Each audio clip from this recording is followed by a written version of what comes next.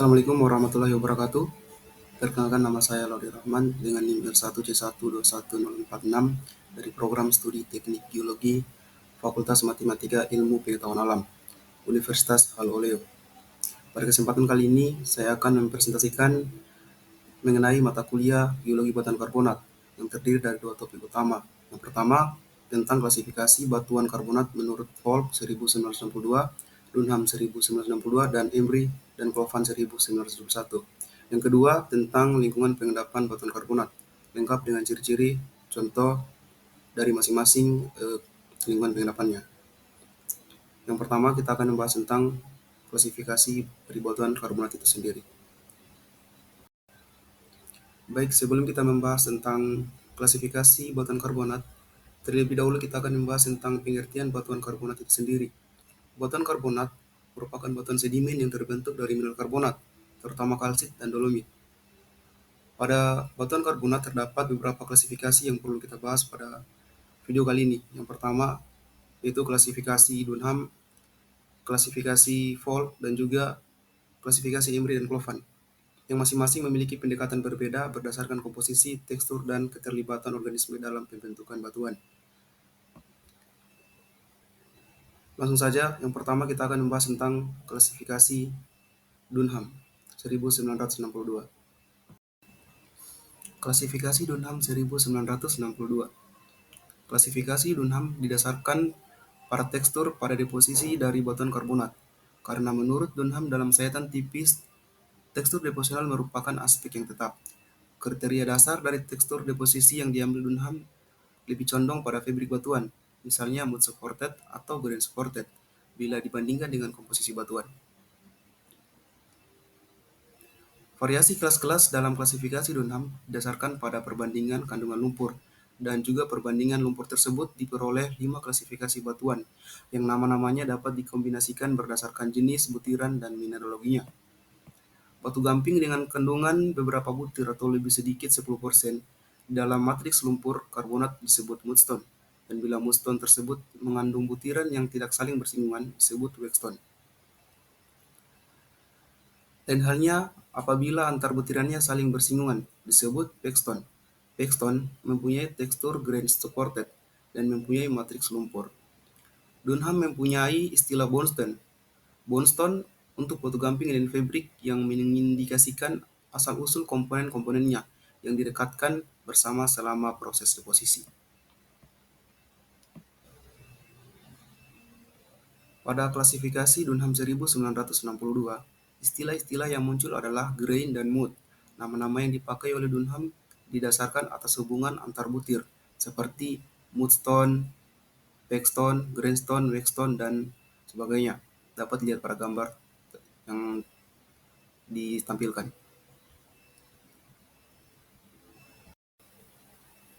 Baik, selanjutnya tentang klasifikasi Volk 1962. Klasifikasi Volk didasarkan pada komposisi batuan karbonat, yaitu proporsi antara butiran penyusun utama, alochem, dan material pengikat atau matriks atau biasa disebut dengan semen. Alochem terdiri dari unsur-unsur seperti fosil atau bioklas, oolit, peloid, dan intraklas. Sedangkan material pengikat bisa berupa mikrit atau lumpur karbonat halus atau sparit atau biasa yang disebut dengan semen kalsit kristalin. Contoh nama batuan dalam klasifikasi Volk. Misalnya biomikrit. Biomikrit, komponen pembentuknya yaitu dominan fosil atau bioklas dan juga ditambah lumpur karbonat. Contoh lain yaitu oosparit, yang dimana komponen pembentuknya itu dominan oolit dan juga semen kristalin atau sparit.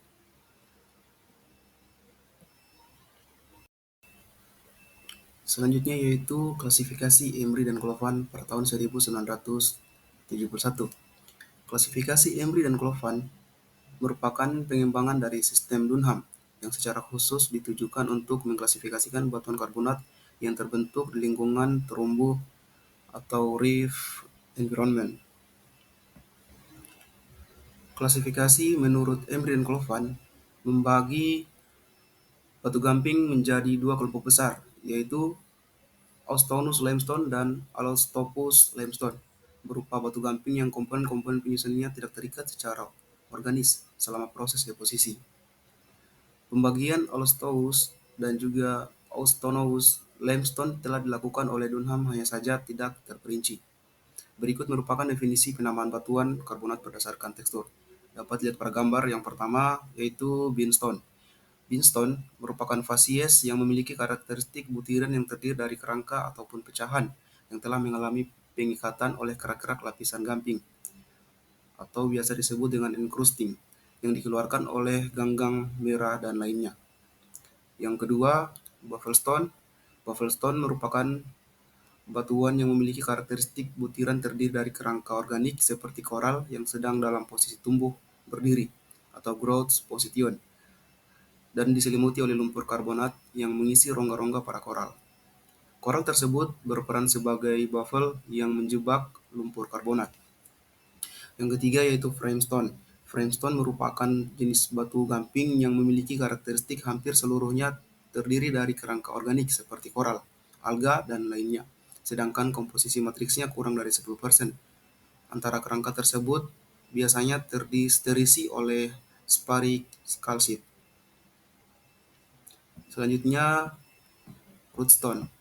Rootstone merupakan batu gamping klasik yang memiliki ukuran butir paling kasar, di mana merupakan rombakan dari batu gamping kerangka yang mengalami transportasi dan terakumulasi di tempat tertentu. Fasies ini tidak dimasukkan pada fasies batu gamping terumbu, tetapi berasosiasi dengan terumbu. Yang terakhir yaitu floatstone. Fasies ini memiliki karakteristik butiran terdiri dari fragmen kerangka organik, tidak lebih dari 10%, yang tertanam dalam matriks karbonat. Dapat dilihat pada gambar yang telah ditampilkan. Baik, sekarang kita masuk di lingkungan pengendapan. Tapi sebelum kita menjelaskan tentang lingkungan pengendapan, saya akan menjelaskan tentang perbedaan ketiga klasifikasi yang telah saya paparkan sebelumnya. Ketiga klasifikasi batuan karbonat tersebut memiliki pendekatan dan tujuan yang berbeda, yang mana Volk 1962 menekankan pada komposisi batuan, terutama jenis butiran atau yang biasa disebut dengan alosem, dan jenis pengikat, mikrit atau sparit, sehingga sangat cocok untuk analisis mikroskopik atau petrografi sayatan tipis. Di sisi lain, Dunham 1962 mengklasifikasikan batuan berdasarkan tekstur deposisional, yaitu hubungan antar butiran dan jumlah lumpur karbonat dalam batuan. Sistem ini lebih praktis dan sering digunakan untuk interpretasi lingkungan pengendapan, baik di lapangan maupun laboratorium. Kemudian Emery dan Clovan 1971 adalah pengimbangan dari sistem Dunham yang dirancang khusus untuk batuan karbonat di lingkungan terumbu atau reef. Sistem ini memperjelas kategori bonestone menjadi framestone, beanstone, dan lainnya, dengan fokus pada peran organisme dalam membentuk batuan. Secara umum, Volk lebih fokus pada komposisi, Dunham pada tekstur, dan Emery dan Clovan pada fungsi biologis di lingkungan reef. Baik, selanjutnya kita akan membahas tentang lingkungan pengendapan. Pada gambar yang telah ditampilkan terdapat beberapa lingkungan pengendapan. Yang pertama, laut dangkal. Yang kedua, lagun. Yang ketiga, terumbu. Dan yang keempat, basin.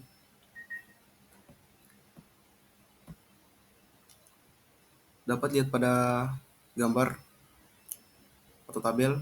Yang pertama, laut dangkal. Laut dangkal itu memiliki energi yang tinggi, di mana pada laut dangkal energi yang bekerja itu sangat tinggi, sehingga memiliki ciri-ciri utama arus kuat, banyak butiran kasar, dan sedikit lumpur. Memiliki struktur sedimen, cross-bedding, hingga laminasi, dan contoh batuannya yaitu greenstone dan oolith limestone. Yang kedua, lagon, di mana pada lagon energi yang bekerja adalah energi rendah, sehingga menghasilkan ciri-ciri utama yaitu air tenang, lumpur karbonat dominan, fosil melimpah, yang dimana struktur sedimennya itu laminasi halus, biturbasi. Dan contoh batuannya itu mudstone, blackstone, dan juga biomikrit.